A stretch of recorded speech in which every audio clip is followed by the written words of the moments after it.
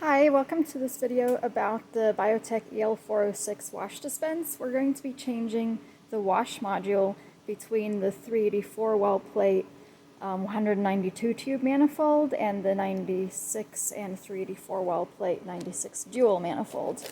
And these manifolds are kept in this drawer over here in the bins, and we have a different one for 1536 well plates, which I have a separate video about. It is a little bit different than the others and requires some different tools. However, for the 96 and 384, they're very similar to each other. So let's start by removing the one that's on there, which happens to be the 96 dual. Usually it's the 384 that's the default, so we're changing this back to the default. I first remove the shield. If it's not coming off easily, you can just loosen these screws to get the shield off. And then we're going to remove these gaskets just by finger loosening the little finger screws until they come off. There we go. So this is what keeps these little holes sealed. There's two of these deals.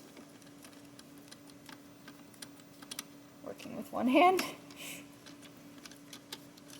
Okay.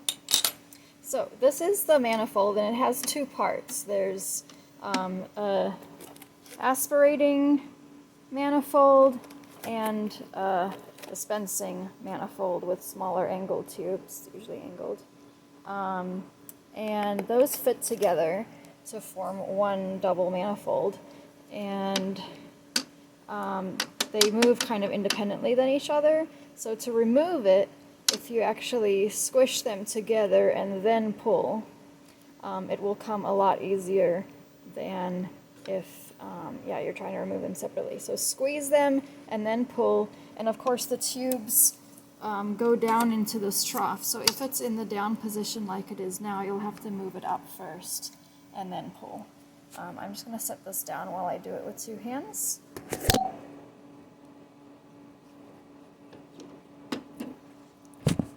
Okay, so I removed this.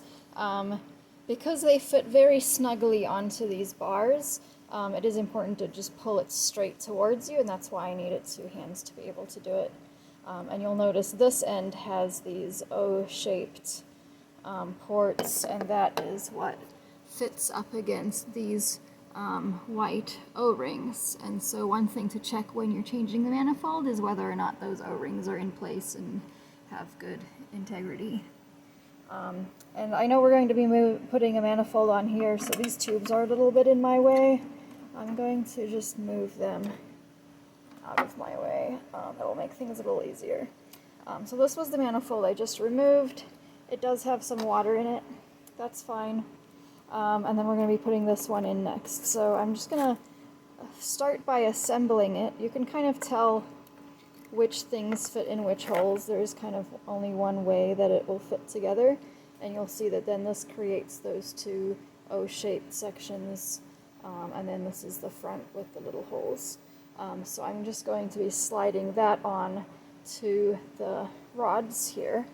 And how it works, it's a little hard to show with one hand, but you'll have to put the bottom one on first, then slide it so that you can access the top one, and then slide it down onto the top one.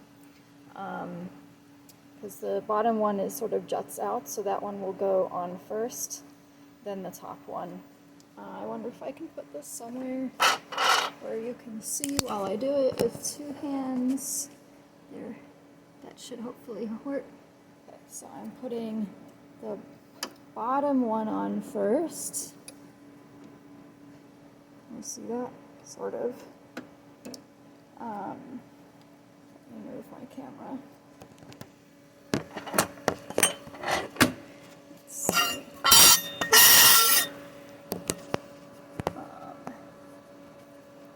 That might work better.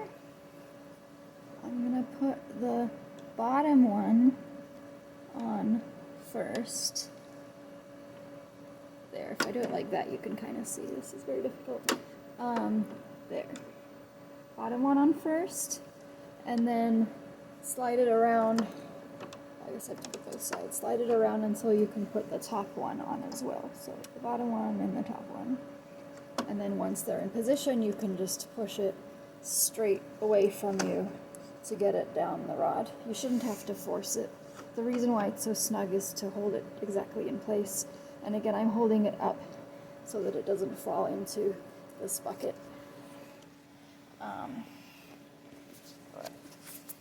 So there we have it. Our manifold has been placed on there. I'm just going to let it sit. Now we need to put these gaskets back on. One of them says top very clearly on it. The other one says bottom very clearly on it.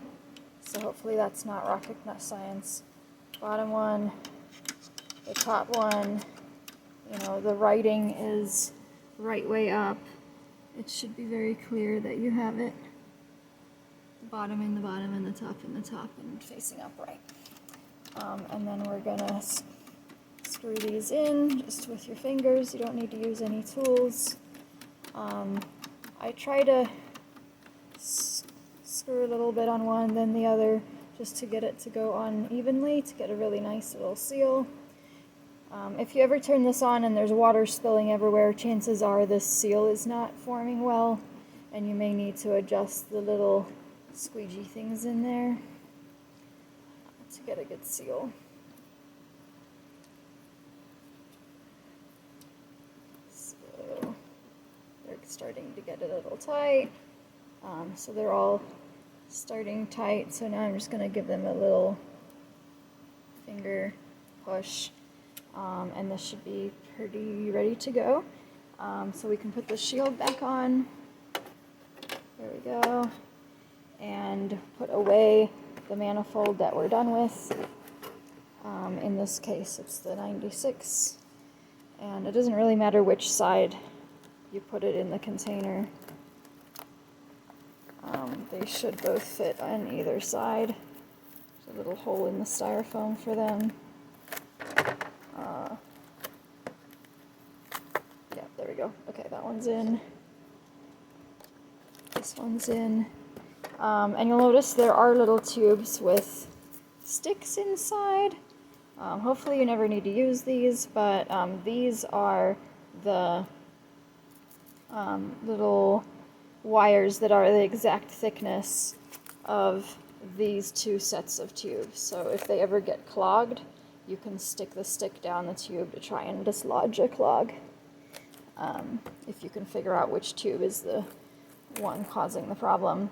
The ones in the 96 tube here work for these two. There's two different sizes. And then the ones over here on the device, these ones work for this 192 tube manifold. That's for the 384 well plates. And the 1536 well manifold has its own sticks as well. And again, these go in this drawer. And yeah, so that's kind of all there is to it. Now that we've changed the manifold, next time you're logged into the software, you will have to do the settings, wash manifold, and send the correct one, and then go to the settings and get those settings, from the utilities, in order for the software and the device to both know that this is the one you've loaded, since there's no sensor. And hopefully you enjoyed this video and are able to successfully change between these manifolds.